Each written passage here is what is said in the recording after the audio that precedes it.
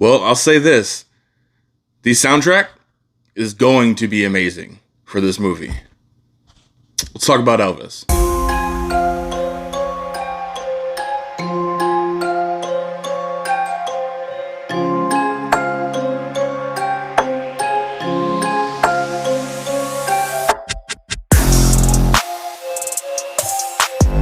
What's up, everybody?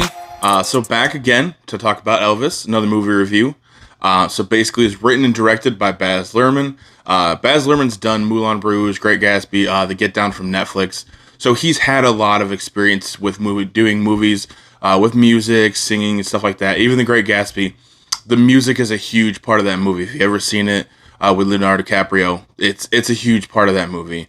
Austin Butler plays Elvis, and then Tom Hanks plays Colonel Tom Parker. Luhrmann does a really great job, like I just said, with introducing music to scenes, making scenes a lot better and, more explosive, I guess you would say, just because of the way he uses music. He uses obviously, he uses a lot of Elvis's music, but he brings in some new music, some new age music to kind of bring down that point of, if you're different areas, especially on Beale Street, in that area, where Sun Records is and stuff like that. It's just a lot of music. It's huge in music. So that's one great thing where he does is he kind of gets that point across that if, you get on Beale Street, you're going to hear music. Everybody's going to be dancing in the streets and stuff like that. So it's definitely a great thing to be able to use music, especially for it's Elvis. That's what he's known for. Obviously, he's done movies and stuff like that, but that's really what he's known for. That's his big, thing. Obviously, he wore capes and very theatric and stuff like that, which you do see a lot in this movie. Elvis the Pelvis is what one of his nicknames were. So what this movie does, it gives you a lot of information about Elvis. I mean, I'm not going to lie, I wasn't a huge fan going into this movie. I've never, gone out of my way to learn more about Elvis. Like, I've gone to Graceland before. Once we drove down to Texas, and on our way down here, we went there. We went to Beale Street. I went to Sun Records. I've done all of that. That was an amazing experience. And if you've ever wanted to go to Beale Street, or if you ever had to go to Graceland, definitely go. I mean, it's a big tourist attraction now, obviously, but it's still really awesome to see, especially Sun Records, where all the greats recorded. They kind of built it out more as like a gift shop-ish kind of thing now, but they still have the recording studio in the back. So if you take the tour, obviously you have to pay for the tour. We didn't do that, actually. We just walked past and saw it, but it's awesome. It's, it's all history. It's great. Go down Beale Street. It's still a bunch of shops, restaurants, everything. Like it's an awesome experience. So back to Elvis, which is why we're here in the first place. Luhrmann, I like his work, but he uses a lot of jump cuts, really kind of fast editing. I know that's his style, and it does really well. It works in this movie, but there's certain scenes where, like, you have characters talking, and then music kind of jumps in, which is warranted because obviously it's about music. You want to put music into it, but there's a lot of random cuts and stuff like that, jump cuts really quick, and the editing is some of it is kind of off, and it really kind of throws you out of what the scene was. But for the most part, it definitely really works. But basically, this movie wants to show you that his manager, Parker, basically is not a great guy. There were talks that he was basically taking 50% of what Elvis was making. Also, too, there's a lot of backstory with him where he apparently had huge gambling debts. So that's why literally later in Elvis's career, he just basically did Las Vegas shows. Like, he just became a Las Vegas attraction because he had a lot of Vegas debts. And then that's what kind of, spiraled him into having to do that. And, obviously there's more to the story, and this movie does kind of go into it. This movie kind of falls, I think, into the same trap as the Bohemian Rhapsody, where they want to tell you the story, they want to glorify Elvis and everything like that. So really, it almost seems in this movie he can do no wrong. Yes, it shows some drug use. It shows, him with a couple different women besides his wife Priscilla. But in the long run, it really shows Elvis more as the victim. You know, him being brutalized by his manager and being taken advantage of by his manager.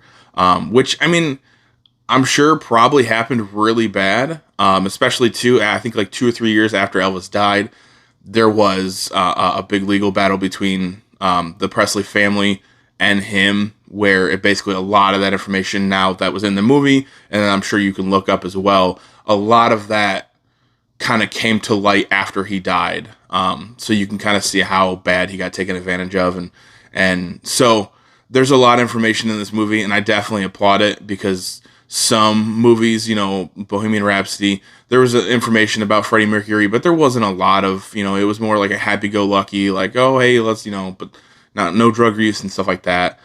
So I applaud this. I didn't know Elvis had a twin brother that actually died at birth. So that's crazy to me that I had no idea. You think that would be a big thing, and I'm sure a lot of people watching this video, you know, they're Elvis's fan. That, you know, of course he did. How did you not know that? But, you know, I love to learn new things, and that's what this movie did. So I definitely applaud it. One big thing I would say, the movie is about 2 hours and 40 minutes long. It seems like that could have been cut a little bit, especially during the second act. The second act definitely kind of dragged. That was more of, it was showing the manipulation by his manager, which, you know, should be in there and needed to be in there.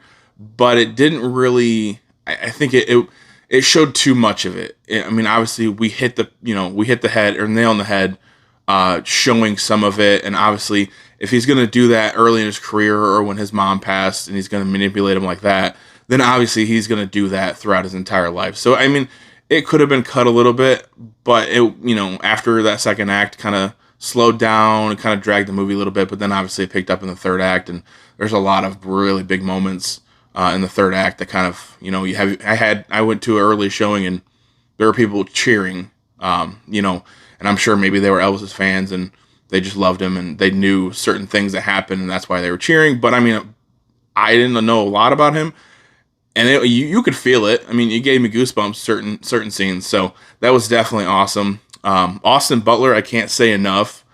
His mannerisms, basically, you know, when he's on stage, the way he acted off stage, you know, the way he talked, his accent, everything like that, spot on. He did an amazing job. The cool thing was, and I know a lot of Freddie Mercury, I think Rami Malek, he got a lot of praise because he actually did the singing. And then Austin Butler did the singing. So basically what happened is early Elvis, like young Elvis, he did all of the singing for the movie. And then basically once it got into the older Elvis and you know, in his late 30s or 40s or so before he died, they blended Butler's voice and Elvis's voice. So that's still, I mean, by all means, if you can sing it and you can do it, it gives, you know, more to the character. It gives you more depth because obviously you look like you're singing because you actually are singing. So yeah, I mean, honestly, I really enjoyed this movie. Like I said in the intro, the music is amazing. It's blended really well. It definitely hits, especially, you know, there's some really big scenes where, you know, he's going to get arrested if he sings a certain song or, you know, if he moves his hips or anything like that. And, you know, I think they even said in the trailer, there's, you know, if you even wiggle one finger, we're going to arrest you. And then basically he kind of goes into his song, wiggles his finger, and all hell breaks loose, basically. So I would recommend definitely seeing this in theaters, seeing it in IMAX, seeing it in any theater. The music alone is well worth it. And then, you know, just more information about Elvis. Like I said, they go a little soft on, you know, the divorce and the drug use and stuff like that. And it really kind of more pushes what his manager did to him, which I honestly had no idea. So, I mean, kudos to this movie. I learned a bunch of new information. I really enjoyed it. I would definitely go see it. So yeah, what did you guys think? Leave all the comments down below. You know, did you see it? Are you going to see it? Are you a big Elvis fan? Do you really not know anything about him? I know a lot of the newer generation probably isn't as big. I know a lot of the older generation, you know, especially dressing up like him and everything like that. I had a lot of people in the movie theater, you know, with their hair done up. I tried to do it. This probably looks terrible. I'm not going to lie. Little curl in the front. But, you know, whatever. we'll do it for the video. We'll do it for the sake of video. It's great. But yeah, and then, like, subscribe, hit the bell notification. Every time I post a video, you're going to get a notification. That way you can watch it as soon as possible, which is great to me. But yeah, so we'll just keep these things going. Have a couple other reviews and kind of a haul video coming up pretty soon. See you later.